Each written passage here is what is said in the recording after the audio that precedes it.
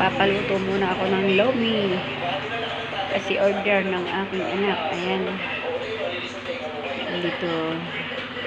Malapit lang sa amin. Kasi gusto ng aking buntis ay lomi, ang kanyang merindahan. Kaya ayan, pinagpaluto ko po siya, guys. Magandang hapon sa inyo lahat.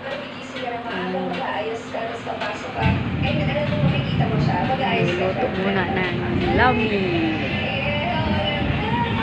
Order kasi ng aking buntis.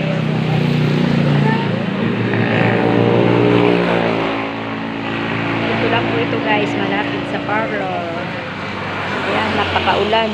Lakas ng ulan na naman po dito sa amin. Ayan, grabe oh. Tingnan nyo naman. Maulan na naman sa amin. Ayan.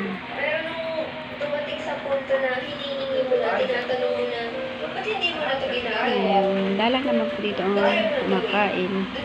Kaya lang masarap daw po dito ang lomi. Kaya dito po ako mag-order.